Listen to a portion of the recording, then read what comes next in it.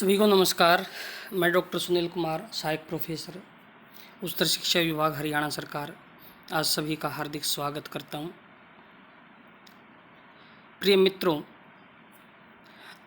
श्रीमद् भगवद गीता के द्वितीय अध्याय के अंतर्गत प्रसंग चला था कि भगवान जो श्री कृष्ण हैं, वो अर्जुन को मोक्ष प्राप्ति के योग्य व्यक्ति कौन हो सकता है, उसके लिए क्या योग्यता है, उसके संदर्भ में समझा रहे थे। उसी संदर्भ में आगे अध्ययन करते हैं। नास्तो विद्यते भावो ना भावो विद्यते स्तः उभयोरपि दृष्टो अंतस्तु अनयो तत्वदर्शी भी कि न नहीं असतः, जो असत वस्तु है, जिसका इस संसार में कोई अस्तित्व ही नहीं है, उसका विद्यते होता है भाव, जो सत्ता है। जो असत वस्तु है, जो असत पदार्थ है इस संसार में, उसका कभी भी संसार में सत्ता नहीं होती है। और न अभाव विद्यते, और उसका अभाव नहीं होता। किसका? असतः, जो सत वस्तु होती है, जो इस संसार में विद्यमान वस्तु, उसका कभी भी अभाव नहीं होता है, वो किसी न किसी रूप में विद्यमान रहती हैं। उभयोपि, दोनों में, ये दोनों प्रकार की जो वस्तुएं हैं, उनको दृष्टः, देखता हुआ, अंदर उनके आंतरिक भाव को जानता हुआ, अन्योः, इनके द्वारा तत्वदर्शी भी, जो तत्वदर्शी हैं, उनके द्वारा इनका जो अंतः, जो आंतरिक तत्व है, वो दृष्टः, देखा गया है। कहने का भाव ये है कि इस संसार में जो असत वस्तु है, उसकी कोई अस्तित्व नहीं, कोई सत्ता नहीं है, और जो सत वस्तु है, उसका कभी भी अभाव नहीं होता, वो तो किसी न किसी रूप में विद्यमान रहती है। और इन दोनों का जो तत्व है, इन दोनों का जो मूल कारण है, मूल रूप है, वो तत्वदर्शियों के द्वारा, जो योगी लोग हैं, जो तत्व को जानने वाले हैं, उन लोगों के द्वारा देखा गया है। यहाँ पर भगवान श्री कृष्ण स्पष्ट रूप से ये इंगित करना चाहते हैं कि जो आत्मा जो है, वो अजर अमर है, और उसका कभी भी संसार में अभाव नहीं होता, किसी न किसी रूप में विद्यमान रहती है। इसलिए आप आत्मा के मोह, ये जो इस मोह में मत पड़िए कि मेरे द्वारा मारे जाने पर ये मेरे जो सगे संबंधी वो नष्ट हो जाएंगे। अग्रिम श्लोक देखते हैं। ये जो श्लोक है, ये हमारा भारतीय जो दर्शन है, सांख्य दर्शन, उसका आरंभिक श्लोक भी माना जाता है। इसी के आधार पर सांख्य दर्शन की उत्पत्ति कुछ जो विद्वान है वो स्वीकार करते हैं। अविनाशी तु तद्विद्धि येन सर्वमिदं ततम् विनाशम अव्यवस्य न कश्चित कर्तुम अर्हति, कि अविनाशी, विनाश से रहित, तू तो तत्, उसको, विद्धि, जानो, ये, जिसके द्वारा सर्वम, सब कुछ, इदम, यह, ततम, व्याप्त कर लिया गया है, कि इस संसार में जिसके द्वारा सब कुछ व्याप्त कर लिया गया है, उसको तुम अविनाशी जानो, उसको नष्ट न होने वाला जानो। विनाशम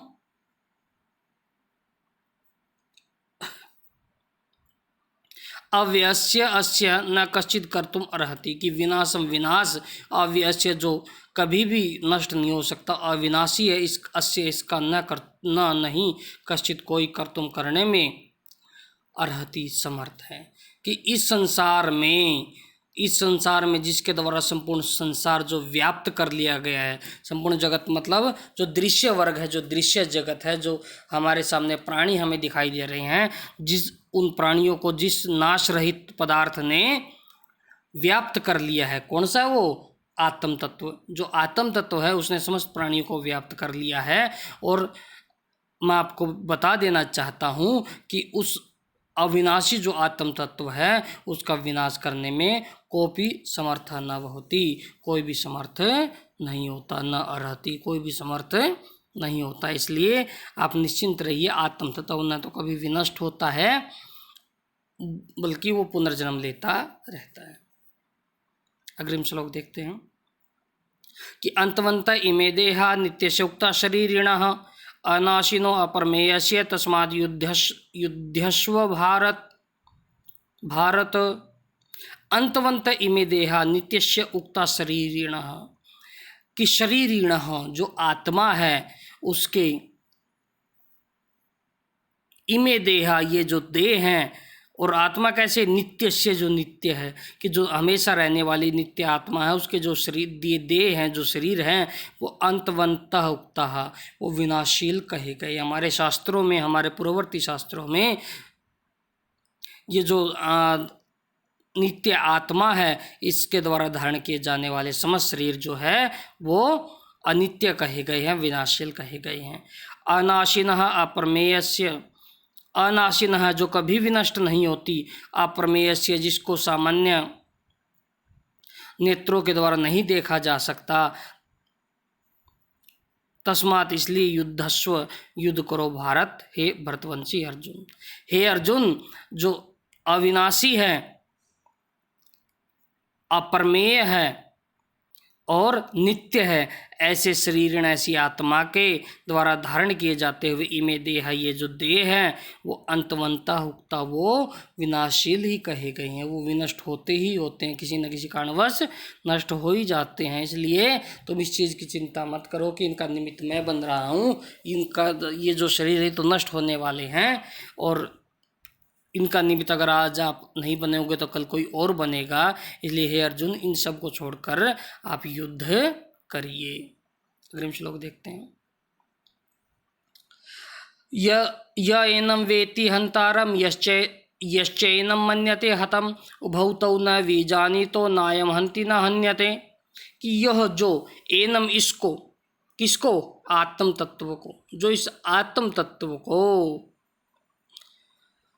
हंतारम मारने वाला, वेति जानता है, मानता है, समझता है, यह जो च और एनम इसको, मन्यते मानता, हतम मरा हुआ, कि जो इस आत्म तत्व को मारने वाला समझता है या इसको मरा हुआ समझता है, उभौ दोनों, तौ वे न विजानीतः नहीं जानते हैं, न अयम हंति न ये मरता है, आत्म तत्व जो आत्मा है न कभी मरती है, न हन्यते न ही मारी जाती है, किसी के द्वारा मारी जाती है। कि जो इस आत्म तत्व को हंता समझता है, मारने वाला समझता है, और इस आत्म तत्व को मरा हुआ समझता है, वे दोनों ये नहीं जानते हैं कि आत्मा न तो मारी जाती है और न ही मरती है, आत्मा अजर अमर है। अग्रिम श्लोक देखते हैं। न जायते म्रियते वा कदाचित् नायं भूत्वा भविता वा भूयः अजो नित्यो शाश्वतोऽयं पुराणो न हन्यते हन्यमाने शरीरे। कि न जायते, न पैदा होती है, म्रियते वा न मरती है, कदाचित कभी भी, न अयम ये जो आत्म तत्व है, भूत्वा होकर, भविता दोबारा होगी, ऐसा भी नहीं, भूतवा थी, भविता होगी, भूय दोबारा, ऐसा भी नहीं है। अजह अजन्मी है, नित्य हमेशा रहने वाली है, शाश्वत प्राचीन काल से चली आ रही है, सनातन है, निरंतर चली आ रही है। अयम पुराण है, पुरानी है, प्राचीन काल से चली आ रही है। न हन्यते हन्यमाने शरीर, और शरीर के नष्ट हो जाने पर ये नष्ट नहीं होती, शरीर के मारे जाने पर भी जो आत्म तत्व है वो कभी भी नष्ट नहीं होता है। कि आत्म तत्व न कभी मरता है, न कभी पैदा होता है, न कभी मरता है, और ऐसा भी नहीं है कि ये कभी पहले उत्पन्न होकर फिर दोबारा उत्पन्न होने वाली है। क्यों? क्योंकि ये जो आत्म तत्व है वो अजन्मी है, नित्य है, शाश्वत है और प्राचीन है, पुरातन है। और न हन्यते हन्यमाने शरीरे, और ये आत्म तत्व जो है वो शरीर के मारे जाने पर, शरीर के नष्ट हो जाने पर नष्ट नहीं होती। इस प्रकार इस श्लोक में भगवान जो श्री कृष्ण है स्पष्ट रूप से कहते हैं कि हे अर्जुन, आप ये चिंता मत करिए कि ये शरीर, ये जो मेरे सामने जो महानुभाव खड़े हैं ये नष्ट हो जाएंगे, इनका शरीर नष्ट होगा, इनका आत्म तत्व हमेशा आपके साथ रहेगा और किसी न किसी रूप में पुनर्जन्म लेकर इस संसार में विद्यमान रहेगा। तो आप, क्योंकि आत्मा जो है वो अजन्मी है, नित्य है, शाश्वत है और प्राचीन काल से शरीर चली आ रही है और शरीर के नष्ट हो जाने पर भी नष्ट नहीं होती। वेद विनाशिनम नित्यम य एनम अजम अव्ययम स कथम स पुरुष पार्थ कम घातीयति हंति कम। वेद जानता है, अविनाशिनम अविनाशी, नित्यम नित्य, यह जो एनम इसको, अजम अजन्मी, अव्यम कभी न नष्ट होने वाली, कथम कैसे, सह वह पुरुष जो है, पार्थ हे पार्थ, कम घातयति किसी को मार सकता है, और कम घातयति किसी को मरवा सकता है, या हंति कम, या किसी को मार सकता है। कि हे अर्जुन, जो इस एनम, यह जो व्यक्ति एनम इस आत्मा को, अजम अजन्मी, अव्यम कभी नष्ट न होने वाली, नित्यम नित्य, अविनाशीनम और विनष्ट न होने वाली, विनाशील न होने वाली, वेद जानता है, जो इस रूप में जानता है कि आत्मा तो कभी न जन्म लेती है, न कभी व्यय होती है, नष्ट होती है, न कभी हमेशा विद्यमान रहती, नित्य है और अविनाशी है। इस रूप में जो इस आत्मा को जानता है, कैसे पार्थ हे अर्जुन, वो पुरुष किसी को मरवा सकता है या मार सकता है। क्यों? क्योंकि उसको वास्तविकता का ज्ञान हो गया है कि आत्मा को तो न तो कोई मार सकता है और न ही वो आत्मा कभी मर सकती है। इसलिए हे अर्जुन, आप इस विषय में चिंता मत करिए कि मैं किसी को मार रहा हूँ या मेरे कारण कोई मर रहा है। आप ये मानिए कि आत्मा न कभी मरती है और न कभी जन्म लेती, आत्मा तो अजर अमर है। वासांसि जीर्णानि यथा विहाय नवानि गृह्णाति नरो प्राणी, तथा शरीराणि विहाय जीर्णानि अन्यानि संयाति नवानि देहि। कि हे अर्जुन, कि वासांसी कपड़ों को, और कैसे कपड़ों को, जीर्णानी जो पुराने हैं, पुराने कपड़ों को, यथा जैसे, विहाय छोड़कर, नवानी नई, गृह्णाति धारण करते हैं, नरह जो नर है, अप्राणी दूसरे। कि नर जो है, जिस प्रकार कोई व्यक्ति जो है वो पुराने कपड़ों, जीर्णानी वस्त्राण वासांसी, जीर्णानी पुराने कपड़ों को छोड़कर, मैले कुचेले कपड़ों को छोड़कर नए कपड़े धारण कर लेता, नए वस्त्र धारण कर लेता है, उसी प्रकार जीर्णानी शरीराणी, जीर्ण शरीरों को, जो शरीर जरावस्था को प्राप्त हो गई हैं, ऐसे शरीरों को, जीर्ण शरीरों को विहाय छोड़कर, आत्मा जो आत्मा है, अन्यान नवानी नए शरीरों को, अन्यानी अन्य, नवानी नए शरीरों को, देही जो आत्मा है, संयाति धारण कर लेती है।